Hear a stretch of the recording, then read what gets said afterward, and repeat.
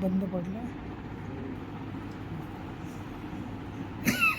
समता सैनिक दल की शताब्दी, तो इसके उपलक्ष्य में 100 वर्ष, जिसमें समता सैनिक दल का इतिहास हमें बताया जाएगा। इसमें जब डॉक्टर बाबा साहब आम्बेडकर, उनके लिए समता सैनिक दल का कैसे सहयोग रहा, उसके बाद आज समता सैनिक दल की भूमिका, उसमें महिलाओं का योगदान, खासकर हमने महिलाओं के लिए सामाजिक कार्यकर्त्या वासे मॅडम आणि आपल्या दांगे मॅडम सुद्धा स्त्रियांचे योगदान यावर बोलणार आहेत। तर समता सैनिक दलाची जी भूमिका आहे, 100 वर्षांचा इतिहास आपण त्यामध्ये आपल्याला आपण इथे त्याची माहिती आपण घेणार आहोत। तर 13 मार्च 1927 ला समता सैनिक दलाची स्थापना झाली। तर या 100 वर्षाच्या इतिहासाची आपण माहिती आज आपण इथे घेणार आहोत। तर यामध्ये महिला विंग जी एक महत्त्वपूर्ण भूमिका यामध्ये महिला विंगची आहे। तर महिला विंग 1984 रोजी महिला विंगची स्थापना झाली। तर या महिला विंग काय करते, तर मी थोडेसे याच्याबद्दल सांगते। तर आमच्या ऑनलाईन सत्र होता, त्या ऑनलाईन सत्रामध्ये ज्या खेडेगावातल्या आणि ज्या महिला पण जोडतात आणि एका मोबाईलवर, म्हणजे एका मोबाईलवर कमीत कमी 4-5 महिला सुद्धा त्यामध्ये इन्व्हॉल्व होतात। तर महिला विंगची जी महत्त्वाची भूमिका आहे त्याबद्दल सुद्धा आपल्याला आणखी सविस्तर माहिती मिळेल। सजय गजबी सर जे आहेत समता सैनिक दलामध्ये त्यांचं लेखनाचं कार्य महत्त्वपूर्ण कार्य आहे। समता सैनिक दल क्या और क्यों असं त्यांचं पुस्तक जे आहे त्याचं प्रकाशन समता सैनिक दलाद्वारे 13 मार्च रोजी झालेलं आहे आणि ते पाक्षिक सुद्धा समता सैनिक दलासाठी लिहितात। तर समता सैनिक दल आता सध्याच्या परिस्थितीमध्ये त्यांची जी भूमिका आहे आणि आपण सर्व त्याबद्दल माहिती घेऊया. तर मी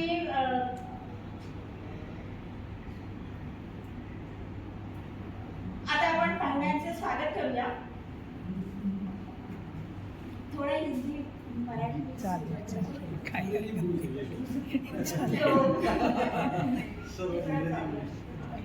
तो रंजना वासे मैडम के स्वागत के लिए मैं प्राध्यापिका प्रीति वानखेड़े मैडम को बुलाना चाहूंगी.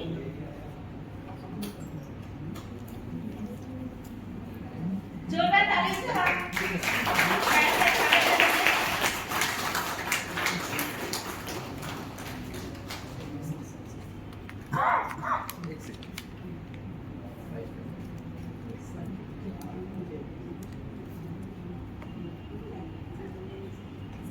संजय गजबी सर के स्वागत के लिए मैं प्राध्यापक मंगेश झुंगरे सर को आमंत्रित करना चाहूंगी. जोरदार ताली से हम स्वागत करेंगे.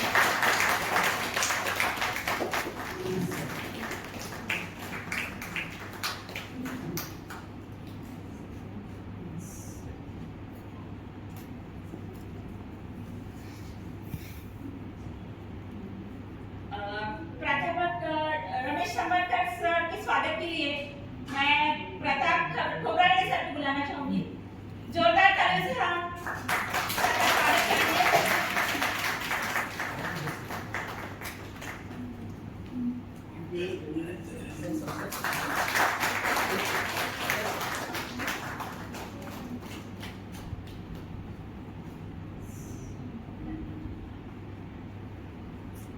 डॉक्टर सरोज डांगे मैडम के स्वागत के लिए मैं मधुकर घोमड़े सर को बुलाना चाहूंगी. जोरदार ताली से आप उनका स्वागत करेंगे. तालियों में कंजूसी ना करें. जोरदार ताली से हम मैडम का स्वागत करेंगे.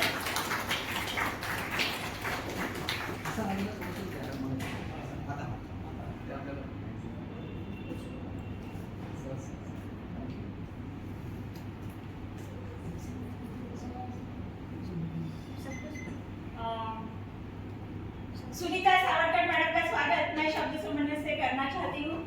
उनके कारण ही यह कार्यक्रम का आयोजन हुआ है. तो जोरदार ताली से हम मैडम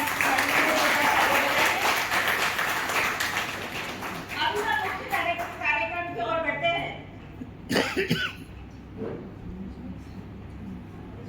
हाँ,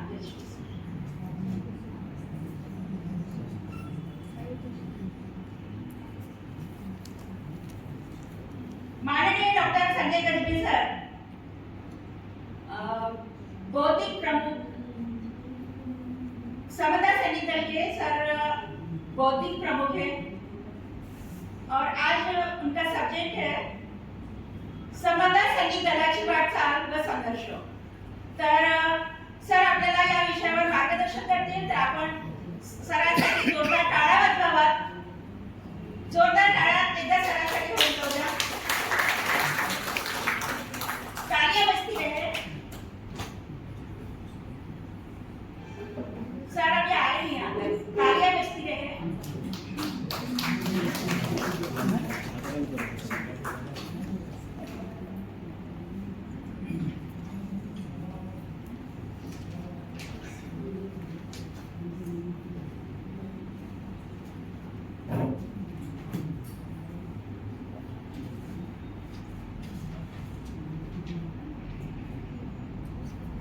अध्यासन की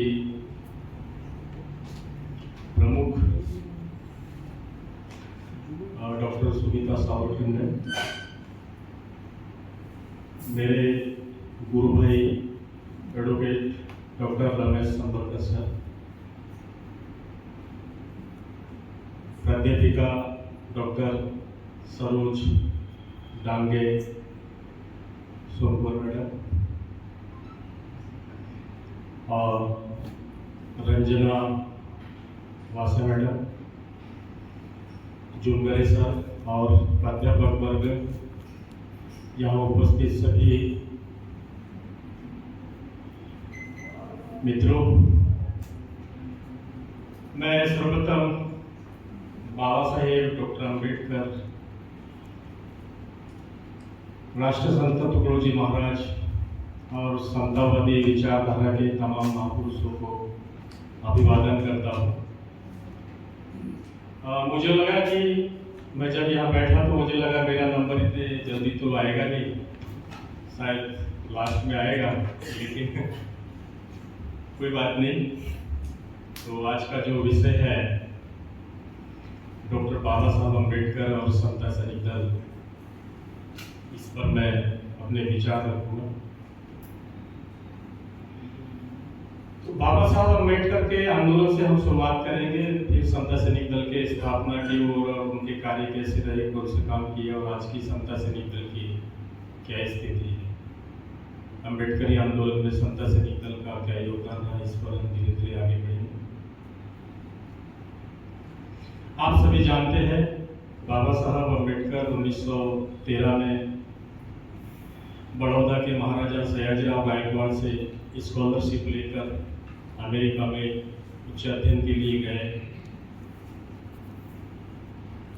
अब जब वे वहां अध्ययन कर रहे थे तो उनके दिमाग में आया कि और ज़्यादा मैं कुछ विषयों को पढूं, और वो वहाँ से इंग्लैंड जाते हैं। 1917 का वह समय था और इसी दरमियान उनकी स्कॉलरशिप की जो अवधि होती है वह खत्म हो जाती है और बड़ौदा रियासत को वह पत्र लिखते हैं वहाँ से इंग्लैंड से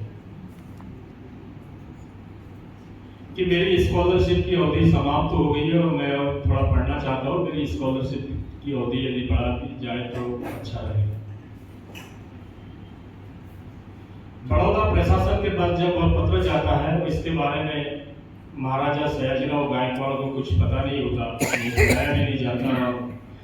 बड़ौदा प्रशासन बाबा साहब को पत्र लिखती है कि एग्रीमेंट के अनुसार आपकी जो स्कॉलरशिप की अवधि है वह समाप्त हो चुकी है, आपको भारत लौट आना पड़ेगा। बाबा साहब अम्बेडकर के पास कोई मार्ग नहीं होता क्योंकि पैसा तो था नहीं उनके पास में। स्कॉलरशिप के भरोसे में पढ़ रहे थे, वे वापस चले आते हैं और जैसा कि एग्रीमेंट हुआ था बड़ौदा रियासत के साथ में, तो वे अपनी सेवा देने के लिए बड़ौदा रियासत में जाते हैं। लेकिन वहां की परिस्थितियां कुछ ऐसी चलती कि ज्यादा दिन वे बड़ौदा में रुक नहीं पाते, अपनी सेवा नहीं दे पाते और 23 सितंबर 1917 को वे बड़ौदा छोड़ देते हैं, यह संकल्प लेकर कि जब मेरी समान पढ़े लिखे व्यक्ति की यह जो अवस्था है तो मेरे समाज की क्या अवस्था होगी। और वहां से वे संकल्प लेते हैं, उस संकल्प भूमि आज बड़ौदा में है और मुंबई लौट आते हैं यहाँ और सार्वजनिक जीवन में कूद पड़ते हैं। जब बाबा साहब अम्बेडकर सार्वजनिक जीवन में कूद पड़े तो यहाँ आजादी का आंदोलन बड़े जोर शोर से शुरू था और यह अगस्त महीना भी चल रहा है। हमने अभी 15 अगस्त मनाया अपना स्वतंत्रता दिवस। इसी दरमियान बाबा साहब अम्बेडकर ने हमारे लोगों के सभा लेना शुरू कर दिया, सम्मेलन लेना शुरू कर दिया। उन्होंने देखा कि हम जो सभाएं लेते हैं, अछूत वर्ग के लोग जो सभाएं लेते हैं, सम्मेलन लेते हैं, जातिवादी लोग इस सभाओं को उधेड़ने का प्रयास करते हैं, लोगों को मारा जाता है, पीटा जाता है। जब आजादी का आंदोलन चल रहा था, यह अगस्त महीना है, मैडम यदि परमिशन देंगे तो 10 मिनट में इस पर भी बात करूंगा।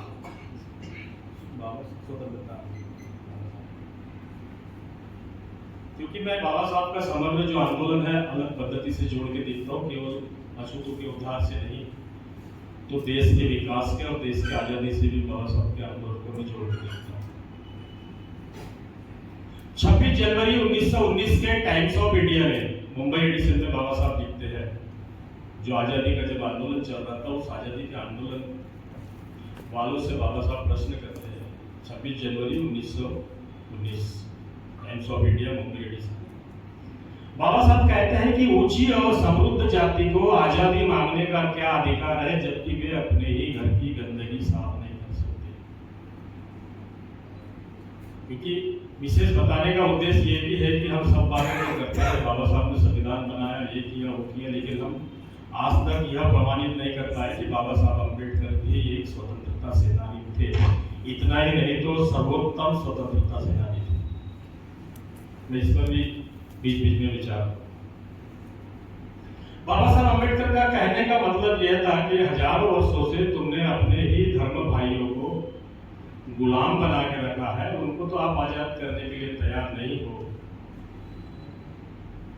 और 150 वर्षों की ब्रिटिशों की आजादी गुलामी से आप उगता चुके हो। यह कैसे आजादी? किसी एक वर्ग की आजादी बाबा साहब को पसंद नहीं थी। बाबा साहब संपूर्ण वर्ग की आजादी चाहते थे, संपूर्ण आजादी चाहते थे। उसके बाद बाबा साहब अम्बेडकर 1920 में फिर से अपनी पढ़ाई जो अधूरी उन्होंने छोड़ दिया था, पैसा जमाते हैं, कुछ साहू महाराज से पैसा लेते हैं और अपनी पढ़ाई अधूरी पूरी करने के लिए फिर इंग्लैंड चले जाते हैं। वह अपना एमएससी का थीसिस 1921 में, जून 1921 में जब सबमिट करते हैं तो बाबा साहब अम्बेडकर का, मैं यहाँ भी एक आजादी का आंदोलन कैसे था उनका उसको बताऊंगा कि अपने एमएससी के थीसिस में बाबा साहब लिखते हैं कि जब ब्रिटिशों की जो व्यापार नीति थी उस पर थीसिस था, वे लिखते हैं कि भारत की जो ब्रिटिश सरकार है, यह भारत की ब्रिटिश सरकार यहाँ के जो बड़े बड़े मिल मालिक है, कारखानदार है, चाय बागान के मालिक है, इनको जो कर्जा देती है इस कर्जे में छूट देती है ब्याज में। और वही ब्रिटिश सरकार नमक पर टैक्स लगाती है। जो नमक गरीबों को, जब गरीब होते हैं उनको जब सब्जी नसीब नहीं होती है तो रोटी को नमक लगाकर खाते हैं। एक प्रकार से ब्रिटिश सरकार गरीबों के मुंह का निवाला छीनती है। ब्रिटिश सरकार गरीबों की हिमायत करती है। बाबा साहब ये बात कब कह रहे हैं? जून 1921 में। और गांधी जी जिन्होंने नमक सत्याग्रह किया, कब किया?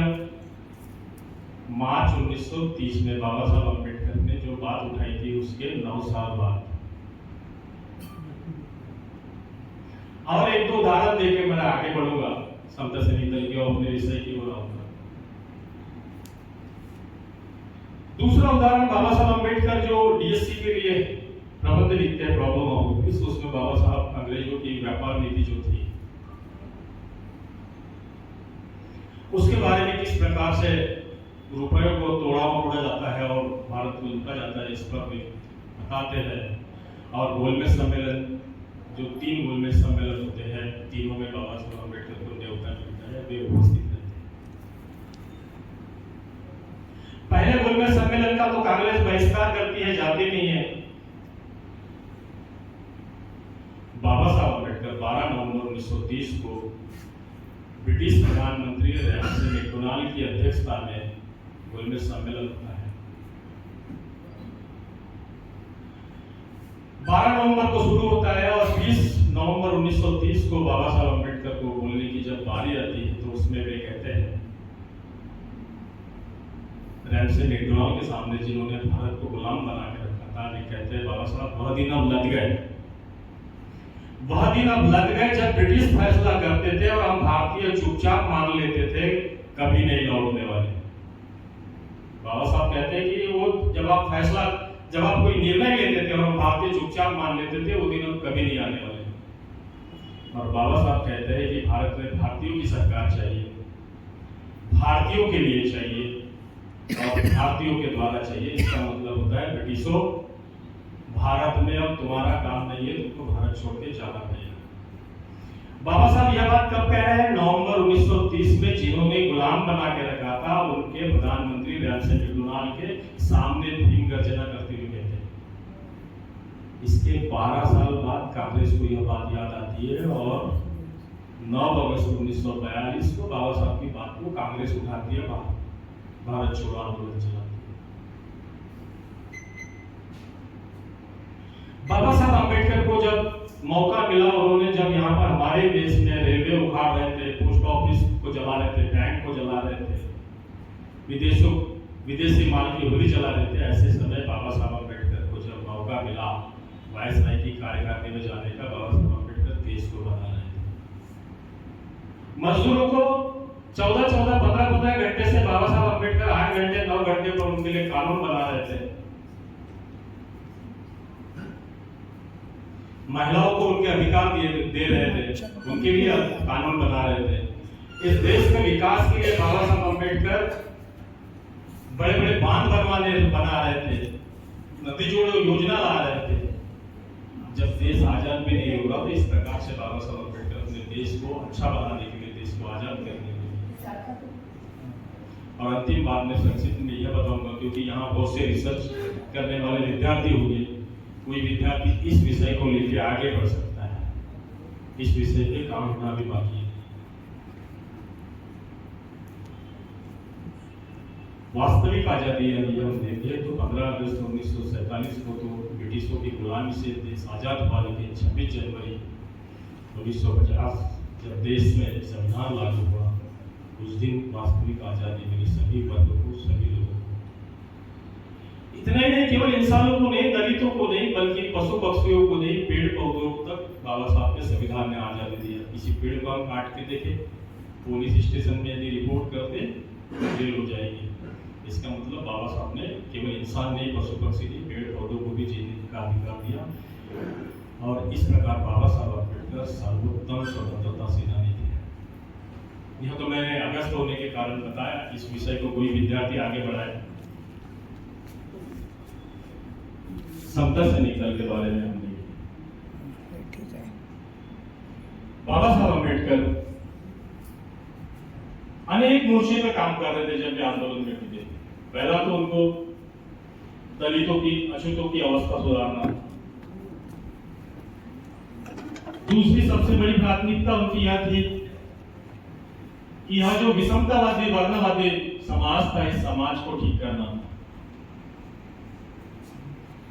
ब्रिटिशों से देश को आजाद कराना था और इस देश का विकास करना था। यह बाबा साहब अम्बेडकर का बड़ा बीड़ा था। और इसी बीच जब बाबा साहब अम्बेडकर ने काम शुरू किया, उन्होंने देखा कि केवल भाषण देने से काम नहीं चलेगा, यहाँ पर उस प्रकार से कानून भी करना चाहिए। उस समय मुंबई विधानमंडल में बाबा साहब अम्बेडकर के करीबी कुछ लोग ऐसे थे जो मुंबई विधानमंडल में जा चुके थे। उसमें ज्ञानदेव ध्रुवनाथ दुर्लभ, आनंदराव सुर्वे तथा सीताराम केशवराव बोले। बाबा साहब सीताराम केशवराव बोले से मिलते हैं कि बोले जी, आप मुंबई विधानमंडल में एक ऐसा प्रस्ताव लेके आए जिसमें जैसे सार्वजनिक जगह जितनी भी है उसमें अछूतों को मुक्त प्रवेश मिलना चाहिए। बाबा साहब अम्बेडकर के कहने पर सीताराम केशवराव बोले 4 अगस्त 1923 को मुंबई विधानमंडल में एक ऐसा प्रस्ताव लेके आते हैं जिसमें वे कहते हैं कि सार्वजनिक जल स्रोत, नदियां, तालाब, कुएं से भरने का पानी के लिए अछूतों को कुएं से पानी लेने का अधिकार नहीं था। धर्मशालाएं हो गया, शिक्षण संस्थाएं हो गया, न्यायालय हो गए, यहाँ अछूतों को भी मुक्त रूप से प्रवेश मिलना चाहिए। बोले जी, यह प्रस्ताव लाने के बाद यह प्रस्ताव 11 सितंबर 1923 को मुंबई विधानमंडल में पारित होता है।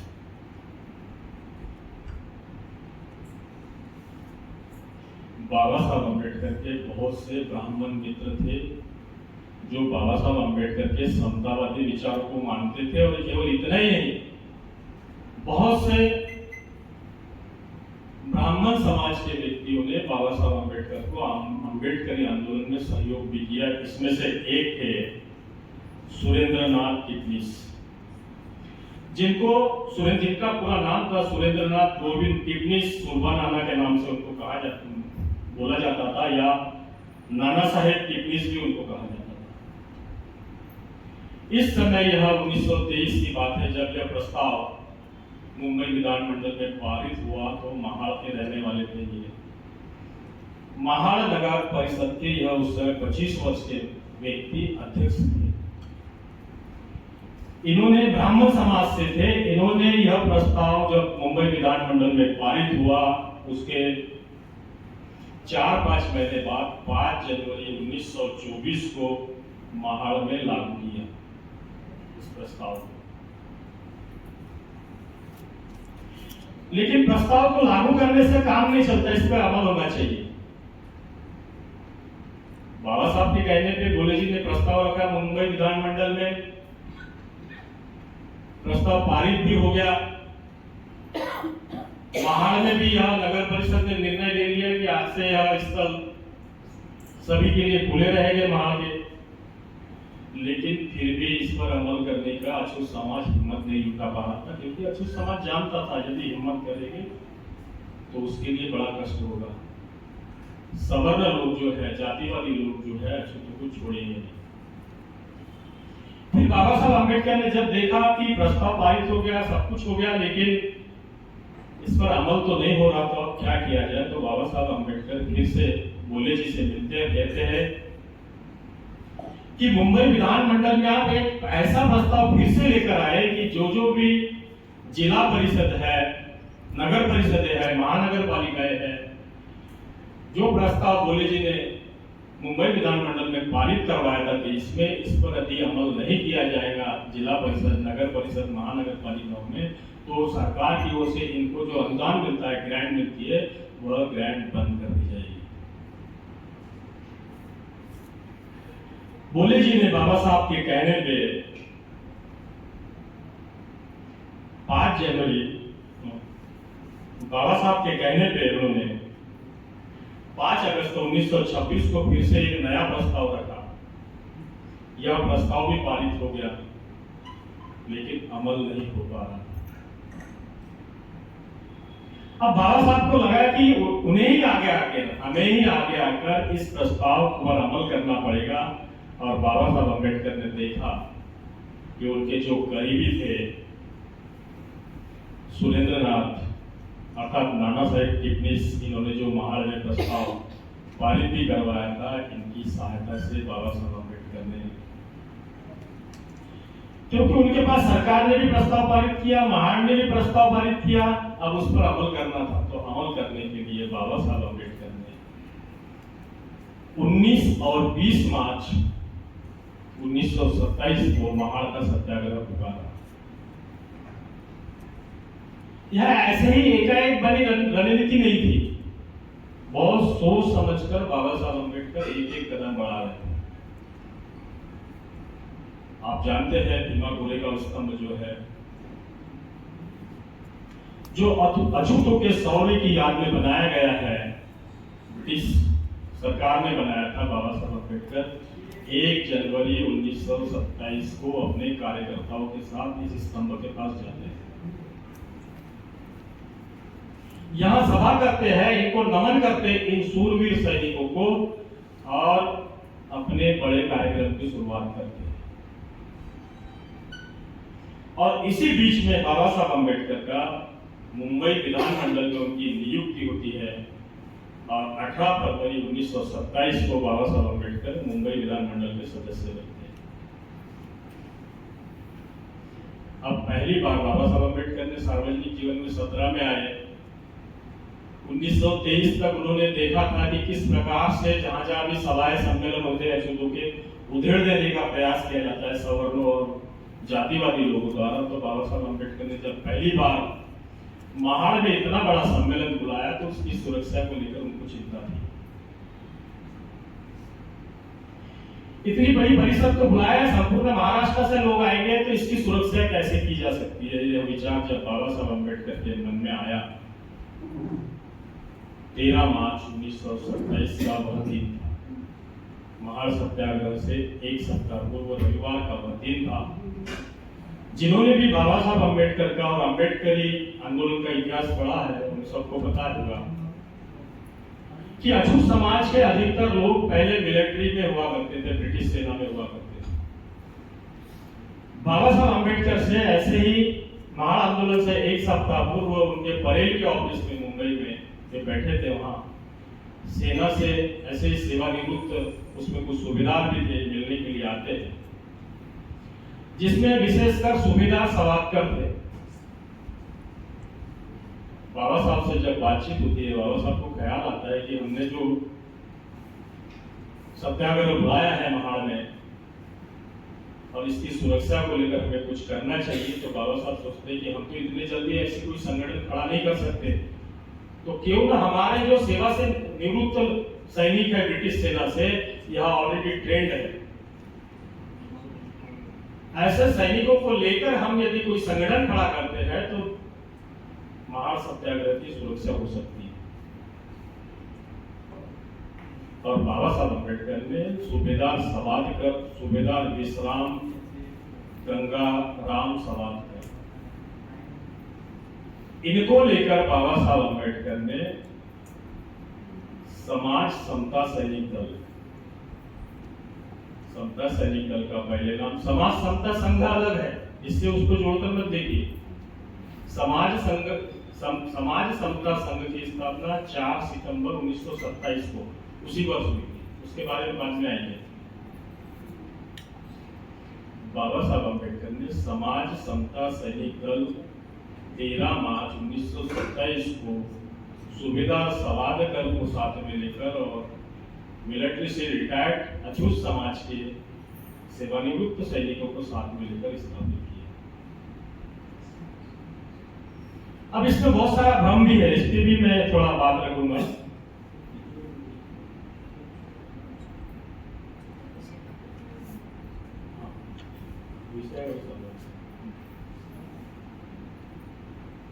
इसमें वर्तमान में समता सैनिक दल की भारत भर में आरबीआई के समान अवस्था है।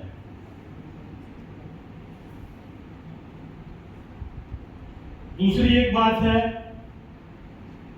कि बाबा साहब अम्बेडकर और बाबा साहब अम्बेडकर के समय में समता सैनिक दल में जिन जिन पदाधिकारियों ने काम किया, उन्होंने जो हमें जानकारी दी समता सैनिक दल के बारे में, आज के जो हमारे दल चलाने वाले लोग हैं वह उनसे भी अधिक जानते हैं।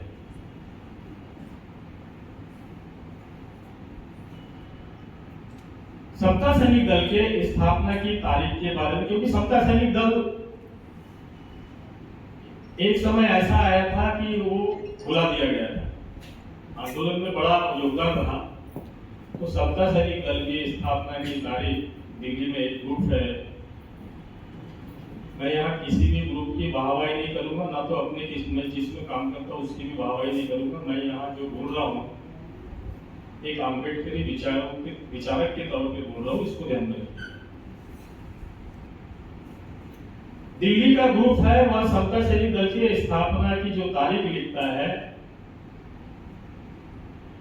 वर्ष लिखता है 1924 बताता है।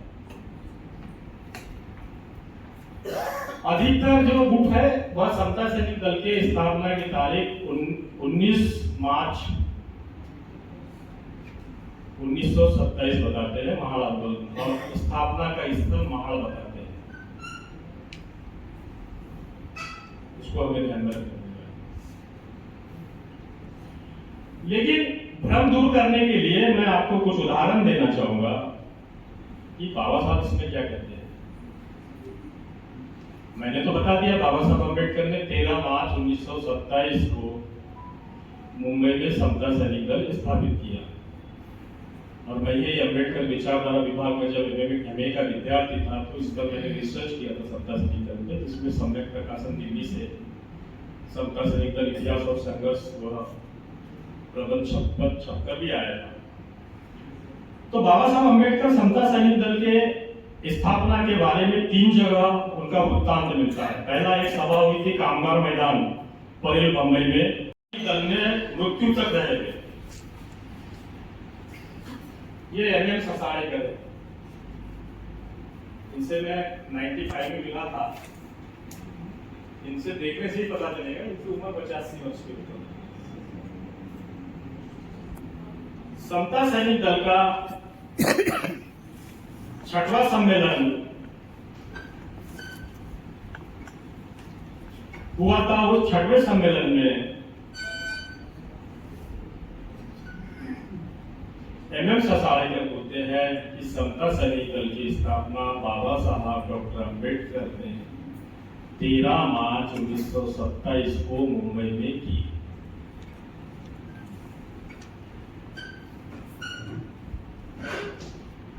इसका reference advocate BC Gaikwad Republican साप्ताहिक चलाते थे। रिपब्लिकन साप्ताहिक में इस अधिवेशन का सारा वृत्तांत आया हुआ है और 6 जून 1960 को यह छपा हुआ है, जिसके पेपर की जेरॉक्स कॉपी है।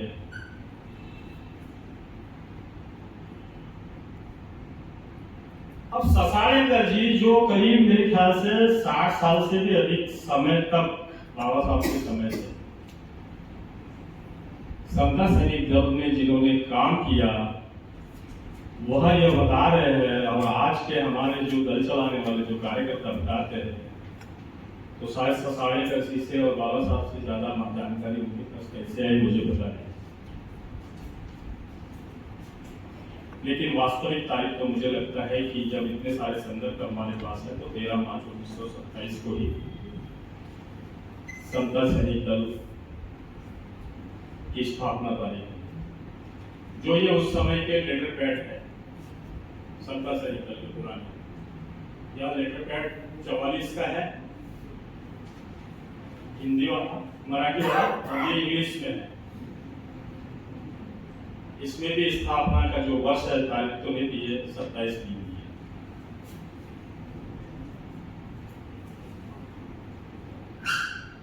तो इस प्रकार से इसके स्थापना की जो तारीख है हमें मिलती है। खैर स्थापना से फर्क नहीं पड़ता, मैं ये भी बात कर दूं, फर्क पड़ता है आंदोलन किस प्रकार से हुआ और अभी कैसे हो रहा है। और दूसरी एक बात और बता दूं, मेरे को ध्यान में आया कि बहुत सारे समाज में कार्यकर्ता विद्वान जन कहते हैं कि बाबा साहब अम्बेडकर ने तो समता सैनिक दल बनाया या ऑल इंडिया कैसे हो गया, यह भी थोड़ा भ्रम दूर होना चाहिए। पहले समाज समता सैनिक दल था, फिर समाज शब्द हट गया, समता सैनिक दल रह गया और 20 जुलाई 1942 को जब समता सैनिक दल की गतिविधियां बढ़ने लगी तो इसी नागपुर शहर में 20 जुलाई 1942 मोहन नगर नागपुर में समता सैनिक दल को ऑल इंडिया का स्वरूप दिया गया। ये उसी समय का लेटर हेड है 1944 का। इसमें इंग्लिश में लिखा है ऑल इंडिया समता सैनिक दल और मराठी में लिखा है अखिल भारतीय समता सैनिक दल। तो बाबा साहब अम्बेडकर ने समता सैनिक दल को